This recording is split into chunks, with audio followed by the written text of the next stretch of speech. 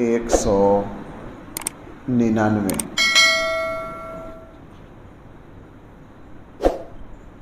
آیت نمبر ہے 199۔ بسم اللہ الرحمن الرحیم۔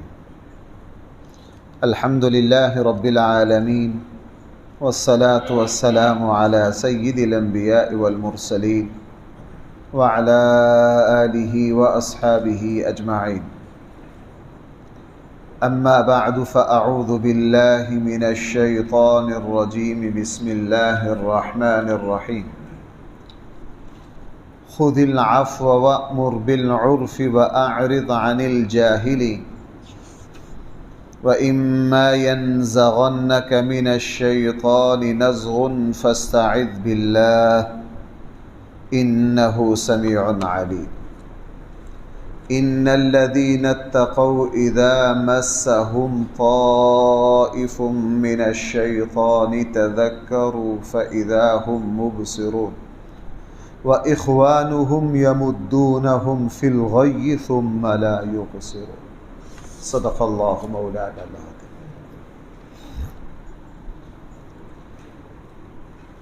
نبی کریم صلی اللہ علیہ وسلم چونکہ عالمی نبی تھے، اللہ تعالیٰ نے ہمارے آقا صلی اللہ علیہ وسلم کو پوری انسانیت کی طرف نبی بنا کر بھیجا ہے۔ اسی لیے ہمارے آقا صلی اللہ علیہ وسلم کو اپنی 23 سالہ زندگی میں لاکھوں لوگوں سے واسطہ پڑا، اپنے پرائے، منافق، دشمن، یہودی، عیسائی، مشرک، مومنین، ایمان والے، اپنی برادری، دوسرے قبائل، طرح طرح کے لوگوں سے واسطہ پڑتا۔ اس لیے قرآن کریم نے بطور خاص ہمارے آقا صلی اللہ علیہ وسلم کو اور حضور علیہ السلام کے واسطہ سے ہم سب کو یہاں ایک ایسا نصاب پڑھا دیا، اگر آج کا مسلمان یہ 3 آیتوں پر عمل کر لے وہ معاشرے کا سب سے بڑا با اخلاق انسان بن سکتا ہے۔ سب کچھ بننا آسان ہے، با اخلاق بننا سب سے مشکل کام ہے۔ ہمارے آقا نے ویسے نہیں فرمایا کہ مجھے خواب میں لوگوں کے عمل تلتے دکھائے گئے، میں نے نامہ اعمال میں سب سے زیادہ وزنی چیز اچھے اخلاق کو پایا۔ ہمارے آقا نے ویسے نہیں فرمایا لوگوں میں تمہیں ایک ایسا عمل نہ بتاؤں جو نفلی روزہ رکھنے والوں، نفلی روزہ رکھنا زیادہ مشکل ہے، فرض تو ہم سارے رکھ لیتے ہیں، تمہیں نہ بتاؤں نفلی روزہ رکھنے والے، تہجد پڑھنے والے، راتوں کو عبادت کرنے والوں سے افضل کون ہے، آگے نکل جانے والا کون ہے؟ عرض کیا گیا اللہ کے حبیب ضرور بتائیے۔ فرمایا جس کے اخلاق اچھے ہیں وہ اپنے اچھے اخلاق کی وجہ سے نفلی روزہ رکھنے والے اور راتوں کو عبادت کرنے والوں سے آگے نکل جائے گا۔ اس لیے رسول اللہ اور قربان جائیے، وہی جو بات میں اکثر عرض کرتا ہوں، اللہ کے نبی کے مانوی اور روحانی معجزات بیان کیے جائیں تو وہ صرف علم والے ہی سمجھتے ہیں کہ یہ بات کیا کہی گئی ہے، عام بندہ نہیں سمجھتا۔ اب میں حضور کا ایک معجزہ آپ سے عرض کروں، پہاڑوں سے زیادہ بھاری۔ قرآن نے یہ جو 3-4 باتیں اللہ کے نبی کو فرمائیں، اللہ کے نبی نے ان پر عمل کیا، صرف عمل نہیں کیا، اعلیٰ ترین کیا، صرف اعلیٰ ترین نہیں کیا، پوری زندگی کیا۔ 1-2 مرتبہ عمل کرنا مشکل نہیں ہے۔ یہ آیتیں میں نے تازہ مطالعہ کر کے آیا ہوں، ابھی بیان کروں گا، ابھی میرے سامنے ہے۔ بیان کے بعد ہو سکتا ہے میرے ساتھ کوئی تھوڑا سا بد اخلاقی سے پیش آئے اور یہ آیتیں میرے سامنے ہوں، میں نرم پڑ جاؤں، لیکن کل کو بھول جاؤں گا، پرسوں کو بھول جاؤں گا، پرسوں میرے ساتھ کوئی کرے گا اس کے ساتھ لڑ پڑوں گا، چونکہ یہ آیتیں نظروں سے اوجھل ہو گئی۔ کبھی کبھار عمل کر لینا یہ آسان ہے، لیکن ساری زندگی عمل کرنا اور کبھی بھی اس کے خلاف نہ کرنا، ہمارے آقا صلی اللہ علیہ وسلم کی یہ جو کمالات تھے، ایسا نہیں کہ کبھی کبھار کر لیا یا اکثر کر لیا، نہ، ہر وقت جب بھی کسی کا واسطہ پڑا اس نے رسول اللہ صلی اللہ علیہ وسلم کے بارے میں گواہی دی کہ ہم نے آپ علیہ السلام کو ان اخلاق فاضلہ کا مجسمہ پایا۔ اور بھائی ہر وقت اچھے اخلاق کا ظاہر ہونا، اس کو علماء کی زبان میں ملکہ کہتے ہیں۔ یہ فطرت ثانیہ ہے۔ یہ بھائی کیا ہے؟ فطرت ثانیہ ہے، یہ آسانی سے حاصل نہیں ہوتی۔ اب ذرا دیکھیے کیا فرمایا رسول اکرم صلی اللہ علیہ وسلم سے، فرمایا اللہ کے حبیب آپ بھی اور آپ پر ایمان لانے والے بھی، خذ العفو، لوگوں کو معاف کیجئے، لوگوں کے ساتھ درگزر کیجئے۔ ابھی ربیع الاول کا موسم چل رہا ہے، مسلمان ماشاءاللہ جلسے پہ جلسے کر رہے ہیں، آپ کان لگا کے سن لو، ہر جگہ صرف رسول اللہ صلی اللہ علیہ وسلم کی تعریف اور مدح ہے۔ وہ غلط نہیں ہے، وہ عبادت ہے، لیکن تعریف اور مدح میں مزہ تو بڑا آتا ہے لیکن کرنا کچھ نہیں پڑتا۔ بھائیو میری بات سنتے ہو؟ میں 8-10 سال سے اس مسجد میں اور ربیع الاول کے اپنے بیانوں میں جہاں جاتا ہوں اس بات پر شور مچا رہا ہوں، نعت خوان رسول اللہ صلی اللہ علیہ وسلم کی نعت وہ پڑھنا چاہتا ہے، آپ کی زلفیں ایسی، آپ کا چہرہ ایسا، آپ کی مسکراہٹ ایسی، یہ عبادت ہے۔ جیسا وہ کہتے ہیں ہمارے آقا صلی اللہ علیہ وسلم، ایسے نہیں، اس سے ہزاروں گنا بڑھ کر ہیں، لیکن اس میں نعت خواں کو کرنا کچھ نہیں پڑتا، اس پر عمل کی ذمہ داری نہیں آتی، اس پر عمل کی ذمہ داری۔ نعت خواں کبھی وہ نعت نہیں پڑھتا کہ رسول اللہ صلی اللہ علیہ وسلم نے غریبوں سے غمخواری مدد کس طرح کی، یتیموں پر کیسی مہربانی کی، دکھ والوں کے زخموں پر مرہم کیسے رکھا، غیروں کو اپنا کیسے بنایا، اور ہر اللہ کی رضا کے لیے دین کا کام کیسے کیا۔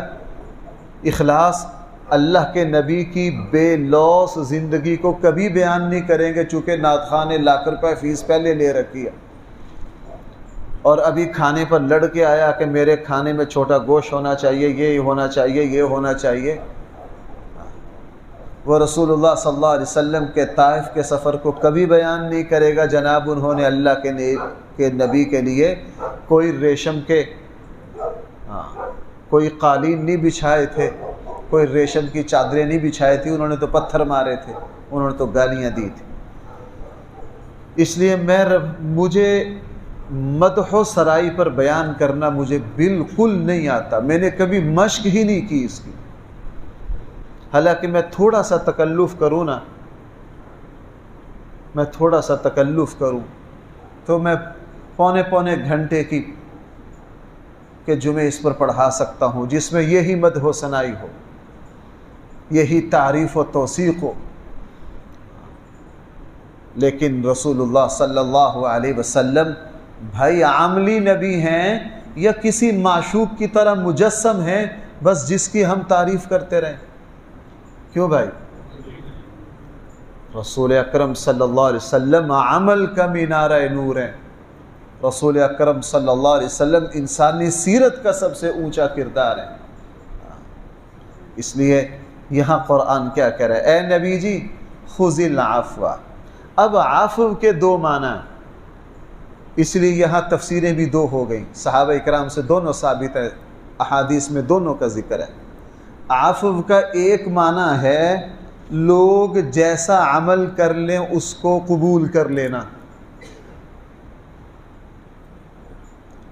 اس معنی کے اعتبار سے اس ٹکڑے کا مطلب بنا اے نبی جی آپ اپنے شاگردوں سے، اپنی امت سے ہر وقت اعلیٰ سے اعلیٰ عمل کا مطالبہ نہ کیجیے، آپ پر ایمان لانے والے یہ آپ ہی کی شان ہے کہ آپ کا عمل ہر وقت 100% رہے گا، کبھی بھی حضور علیہ السلام کا عمل 100% سے نیچے لیکن آگے امتی میں کوئی بوڑھا ہے، کوئی مریض ہے، کوئی بیمار ہے، کوئی ان پڑھ ہے، کبھی کسی کو سستی ہے، کبھی کسی کی طبیعت ناساز ہے، لوگ جیسا عمل پیش کرے اس کو کیا کر لیں؟ قبول کر لیں۔ اور آپ علیہ السلام کا ساری زندگی یہی عمل رہا۔ ادھر سے ابو بکر اور عمر بھی ہیں جو سارا مال لے کر آ رہے ہیں، آپ حضرات جانتے ہیں۔ ادھر سے وہ فقراء بھی ہیں جو 1 کلو کھجور، فرمایا دونوں زندہ، دونوں ٹھیک ہو۔ اسے نہیں کہا یہ کیا لے کے آئے ہو؟ رسول اکرم صلی اللہ علیہ وسلم کی دعوت کی، ایسا بھی ہے کہ پورا بکرا روسٹ کر کے حضور کے سامنے رکھا، خوشی سے کھایا، اللہ کا شکر کیا، میزبان کے لیے دعا کی۔ اور ایسا بھی ہے کہ کسی نے 1 کھجور حضور کی خدمت میں پیش کی، بھائی کیا 1 کھجور خدمت میں پیش کی، تو 1 کھجور کو بھی خوشی سے قبول کر لیا، بڑی خوشی سے خندہ پیشانی سے قبول کر لیا۔ یہاں ڈسکا کے ایک بزرگ ہیں، بڑی عمر ہے، 100 سال کے لگ بھگ، کبھی کبھار بڑی دور سے آتے ہیں، 1 کھجور جیب میں ڈال کے لاتے ہیں۔ مجھے ان کا انتظار رہتا ہے، مجھے ان کا کیا رہتا ہے؟ مجھ سے میں آپ کے لیے 1 کھجور لے کر آیا ہوں، جیب سے شاپر نکالیں گے، اس میں سے 1 کھجور دیں گے۔ جس کی نظر ہدیہ پر ہے، مسلمان کی اس مہربانی پر ہے، وہ یہ نہیں دیکھے گا کہ کھجور 1 ہے یا 1 لاکھ روپے۔ اللہ کے نبی کو 1 کھجور، ایک صاحب نے بھائی سرکہ پیش کیا اور جو کی 1/4 روٹی پیش کی دعوت میں، اللہ کے نبی نے اس کو بھی اسی طرح شکر سے کھایا، اسی طرح شکر سے کھایا۔ میں نے جن استادوں سے حفظ کیا، اللہ نے بڑے عظیم علم کے بہت اونچے مرتبے پر فائز تھے۔ جیسے میں بیٹھا ہوں، یوں بیٹھ کر، یہ آپ کو شاید اس کا اندازہ نہ ہو چونکہ آپ اس فیلڈ کے بندے نہیں ہیں، یوں بیٹھ کر نورانی قاعدے سے لے کے بخاری تک پڑھا دیتے تھے۔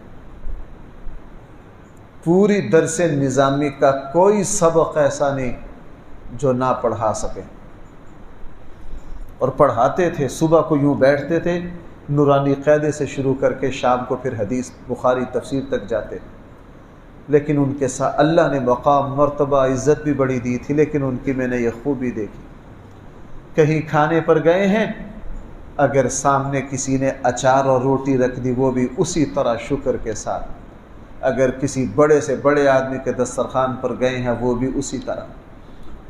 زمین پر بیٹھنے کی جگہ ملی، الحمدللہ، اعلیٰ سے اعلیٰ نشست پر بیٹھنے کی جگہ ملی، بھائی پھر بھی کیا، الحمدللہ۔ رسول اللہ صلی اللہ علیہ وسلم کو فرمایا، نبی جی آپ لوگوں کی سطح کے اعتبار سے ان کا جو عمل ہے اس کو کیا کر لیجئے، قبول کر لیجئے۔ اس لیے رسول اکرم صلی اللہ علیہ وسلم کے صحابہ میں ہر طرح کے لوگ، جیسا انزل الناس منازلہ، جیسے آتے صحابہ، اللہ کے نبی انہی سے ویسا ہی معاملہ کر لیں۔ ادھر عدی بن حاتم آئے ہیں، حاتم تائی کا بیٹا بڑا سردار ہے، 40 کتے ساتھ ہیں، 80 غلام خادم ساتھ ہیں، اور ڈنکا بجتا عرب میں۔ آپ علیہ السلام نے ان کے ساتھ اسی طرح احترام والا معاملہ۔ اور ادھر سے دیہاتی صحابی بھی آئے ہیں، میں نے کئی مرتبہ سنا ہے، وہ مشہور صحابی جو گاؤں سے آتے تھے، اور عربوں کے گاؤں بھائی ہمارے گاؤں کی طرح نہیں ہوتے تھے۔ ہمارے یہاں جو 2 3 گھروں کے ڈیرے ہوتے ہیں نا، ان کے گاؤں یہ 3 گھروں کے ڈیرے ہوتے تھے۔ آپ سمجھتے ہو ہمارے پنجاب کے سرسبز گاؤں مراد ہے، وہ مراد نہیں ہے، بڑے صحراؤں میں، ریتلے اس میں چھوٹے۔ ان صحابی کی عادت تھی جمعہ پڑھنا اللہ کے نبی کو، اور دور سے سفر کر کے جمعہ شام کو آ جانا ہے، اور دیہاتوں کی چیزیں، سبزیاں، یہ چیزیں لے کر آنی ہیں۔ اللہ کے نبی کو بھی انتظار رہتا ہے، اور اللہ کے نبی اہتمام سے شہر کی چیزیں ان کے لیے خرید کے رکھتے، وہ دیہات سے چیزیں لے کر آتے، اور اللہ کے نبی شہر کی چیزیں ان کے لیے خرید کے رکھتے۔ جو وہ تحائف لاتے اس کو خوشی سے قبول کرتے، اور صبح کو شہر کی چیزیں ان کو دیتے۔ ایک دن مذاق میں فرمایا، لوگو یہ میرا دیہات ہے، میں اس کا شہر ہوں، یہ میرا دیہات ہے، میں اس کا شہر ہوں۔ بچے سے بچے کو اللہ کے نبی سے واسطہ پڑا، ہر بندے کے ساتھ اسی کے اعتبار سے معاملہ کیا۔ تو پہلا آیت کا معنی یہ بنا، خذ العفو، اے نبی جی آپ لوگوں کے ساتھ جیسے جیسے ان کے عمل ہے اس اعتبار سے ان کے ساتھ معاملہ کیجیے۔ نمبر 2، عفو کا دوسرا معنی ہوتا ہے معاف کرنا، درگزر کرنا۔ پھر آیت کا معنی یہ ہوگا اے نبی جی آپ لوگوں کے ساتھ درگزر کیجیے، معاف کیجیے۔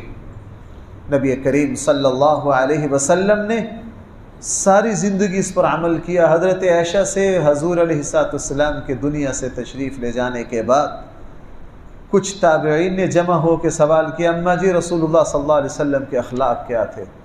رسول اللہ صلی اللہ علیہ حضرت عائشہ نے فرمایا اللہ کے نبی کے اخلاق جو بیان کیے ان میں سے ایک جملہ یہ بھی فرمایا اللہ کے نبی نے اپنی ذات کے لیے کبھی کسی سے انتقام نہیں لیا، اپنی ذات کے لیے کبھی کسی سے انتقام نہیں لیا۔ تھوڑے دکھ دیے گئے نبی کریم صلی اللہ علیہ وسلم کو، خود فرمایا کسی نبی کو اتنا نہیں ستایا گیا جتنا مجھے، لیکن پوری زندگی میں 23 سالہ دور میں ایک مثال نہیں کہ اللہ کے نبی نے ذاتی حیثیت میں کسی سے انتقام لیا، ہمیشہ سب سے درگزر کیا۔ اور رسول اللہ صلی اللہ علیہ وسلم کے درگزر کرنے کی سب سے عظیم الشان مثالیں وہ 2-4 تو ایسی ہیں کلیجہ منہ کو آتا ہے،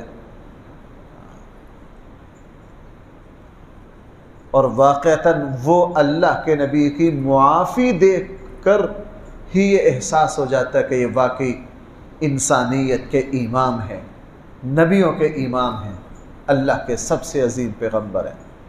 مکہ والوں نے، آپ حضرات کو پتہ اللہ کے نبی کو توبہ نعوذ باللہ توبہ نعوذ باللہ، حضور علیہ السلام کو قتل کرنے پر 100 اونٹ انعام، اور 100 اونٹ بھی ایسی عیاری اور مکاری سے رکھے کہ کوئی بدلہ نہ لے سکے، بنو ہاشم عاجز آ جائیں۔ منصوبہ ابو جہل نے یہ دیا کہ قتل میں کتنے بندے شریک ہوں؟ 100، ہر قبیلہ ایک ایک۔ اب جب 100 قبائل اس قتل میں شریک ہوں گے تو بنو ہاشم اکیلے ان سے انتقام، اور اوپر سے مزے بھی تھے چونکہ بنو ہاشم کی قیادت اس وقت چلی گئی تھی کس کے پاس؟ ابو لہب کے پاس، خطرہ بھی نہیں تھا۔ ابو طالب تو جو تھے دنیا سے رخصت ہو گئے تھے، پتہ تھا اس وقت بنو ہاشم کا سربراہ ہمارا اپنا خبیث ہے، ابو لہب ہے، وہ پہلے دشمن ہے، کوئی خطرہ نہیں۔ رسول اللہ آپ سارے حضرات جانتے ہیں اللہ کے نبی کا سب سے مشکل لمحہ تھا یہ، اللہ کے نبی کو رات کو چوری نکلنا پڑا، 3 دن غار ثور میں پناہ لینی پڑی، اور رستے میں جگہ جگہ حضور کو تلاش کیا گیا، جیسے کیسے مدینہ پہنچ گئے، پھر وہاں سانس نہیں لینے دیا انہوں نے، آج بدر ہے، کل احد ہے، پرسوں خیبر کی مسائل ہیں، چلتی رہے۔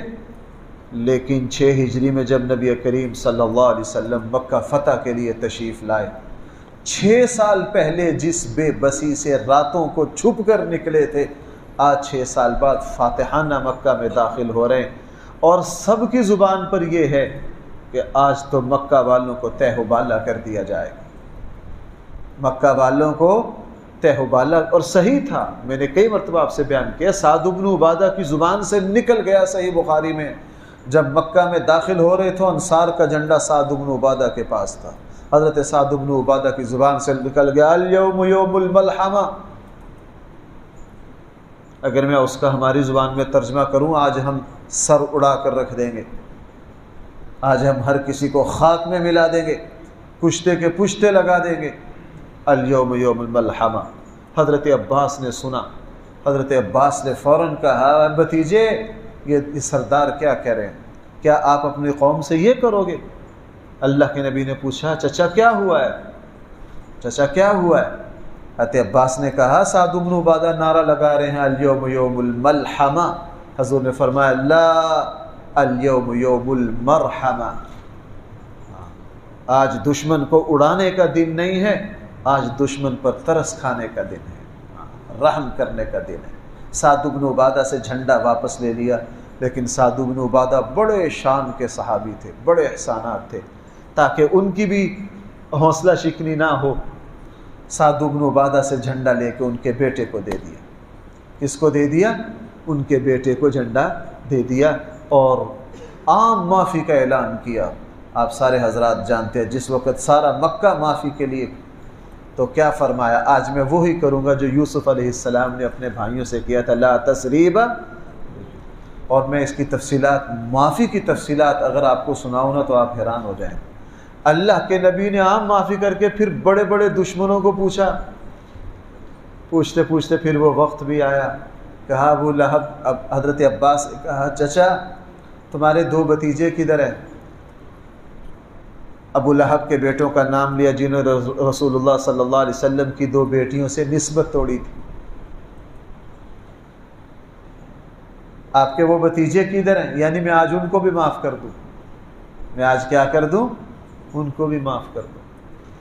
حضرت عباس نے بتایا ایک تو فوت ہو گیا، دوسرا فلاں جگہ ہے، تیسرا موجود ہے، ابو لہب کا بیٹا جس کو قرآن تبت یدا، فرمایا بلا لو اس کو بھی معاف، سب نام لے لے کے، یعنی جنہوں نے جتنے دکھ دیے تھے اللہ کے نبی کے سامنے ان کے نام تو سر فارغ تھے نا، آج اس کو بھی معاف کر دینا، اس کو بھی کیا کر دینا؟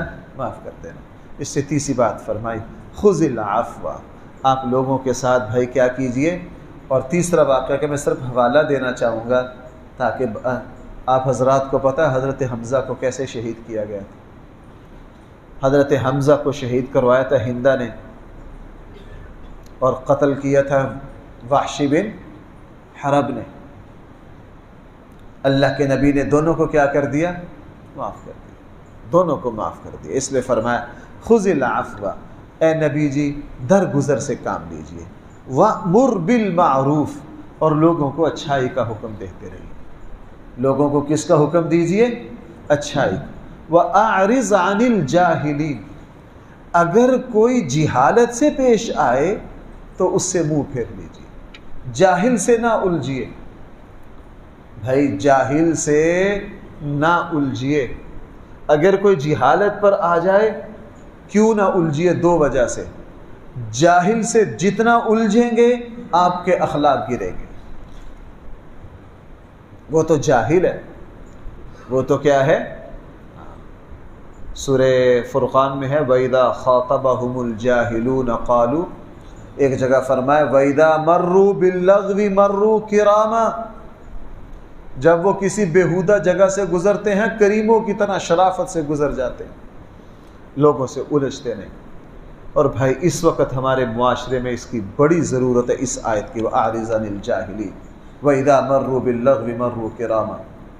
میں نے عرض کیا ہمارے یہاں معزز سے معزز لوگوں میں آپ ذرا کوئی سیاسی گفتگو شروع کر دیں، آپ کو پتہ چل جائے ہماری صورتحال کیا ہو جائے گی، منٹوں میں مرنے مارنے پر آ جائیں۔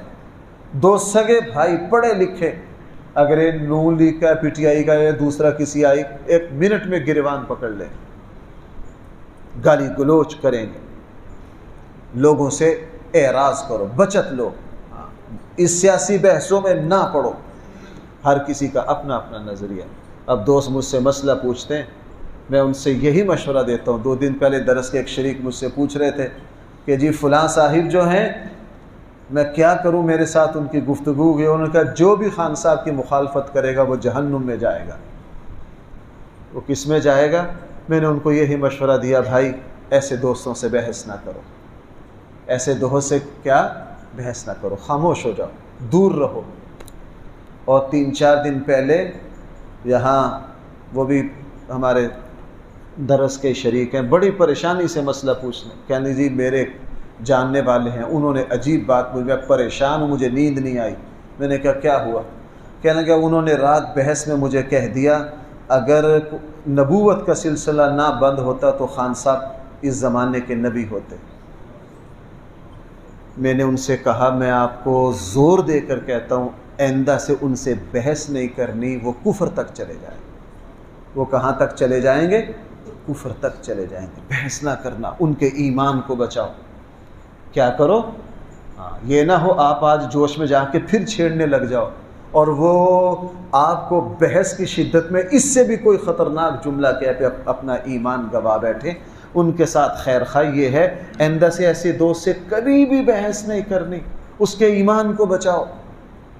کیا کرو؟ اس کے ایمان کو بچاؤ، ان چیزوں سے بچت لو۔ پتہ نہیں کون، تو بھائی یہ آیت میرے اور آپ کے لیے بہت اہم ہے۔ قرآن نے، میں نے تینوں جگہ کا ترجمہ کر دیا، وَإِذَا مَرُّوا بِاللَّغْوِ मर्रू किरामा। जो करीम लोग हैं, वो शेख सादी ने लतीफ़ा लिखा है। भाई मेरी बात सुनना, शेख सादी ने गुलिस्तान में एक हिकायत लिखी है इसी आयत की वजाहत के लिए। वैदा मर्रू, जब वो कहीं से गुज़रते हैं, मर्रू बिल्लग़वी मर्रू किरामा, वो शराफत के साथ गुज़रते हैं। एक बहुत बड़े काजी आलिम दीन थे, वो एक जगह से गुज़र रहे थे। भाई सुनना ज़रा बात, एक जगह से गुज़र रहे थे, रस्ते में एक शराबी शराब के नशे में मस्त पड़ा था। कोई पता नहीं मेरे कपड़े किधर जा रहे हैं, मेरे गर्दो गुबार यूँ पड़ा। अब ये काजी वक्त और आलिम दीन जब गुज़रे वहाँ से उस पर खड़े हो गए, उस पर खड़े होकर तबसरा लग गए करने, कहने के देखो इसने शराब पी है, इस्लाम ने शराब से मना किया है, मट्टी में लत-पत पड़ा है, मुंह से इसके रालें टपक रही हैं, इसको कोई पता नहीं। खड़े होके ये तबसरा, लगता है वो भी शराबी कहीं का पड़ा हुआ था। वो खामोशी से सुनता रहा इनका तबसरा। जब तबसरा लंबा हो गया तो उसने मुंह ऊपर किया, ऊपर करके कहने लगा वैदा मर्रू बिल्लग़वी मर्रू किरामा। ये काजी फ़ौरन चूक गए। इज़्ज़त वाले लोग जब किसी जगह से गुज़रते हैं, शराफत से गुज़रते हैं। किससे गुज़रते हैं? शराफत से गुज़रते हैं। तो इन काजी को फ़ौरन समझ आ गई, फ़ौरन इन्होंने अपने आप को संभाला। देखो भाइयों, मैं ये बात इसलिए बयान कर रहा हूँ कि मुझे ये खूबी हासिल नहीं है। मैं अपने अंदर जो खामी देखता हूँ, मैं उसको जुमों में, बयानों में ज़्यादा बयान करता हूँ ताकि अल्लाह मुझे अमल की तौफ़ीक़ दे। हम दूसरों से गुफ्तगू करते हुए अपनी हैसियत को देखें, दूसरे की हैसियत को ना देखें। किसकी हैसियत को देखें? अपनी हैसियत को। मेरा मकाम और मर्तबा क्या है, ये जो भी कर रहा है इसको करने दे। मुझे मामला किस एतबार से करना है? अपने मकाम और मर्तबा के एतबार से करना है। तो 3 बातें फरमाई। खुज़िल अफ़्वा, आप दरगुज़र कीजिए। वअमुर बिल उर्फ़, और किसका हुक्म दीजिए? खैर का, भलाई का। वअरिज़ अनिल जाहिलीन, और जाहिलों से मुँह फेर लीजिए। ये सिलसिला कलाम अभी चल रहा है। इंशाअल्लाह इसी आयत से हफ्ते वाले दिन दोबारा दर्स होगा। अल्हम्दुलिल्लाह रब्बिल आलमीन, वस्सलातु वस्सलामु अला सय्यिदिल अंबिया वल मुरसलीन व अला आलिहि व अस्हाबिहि अजमाइन।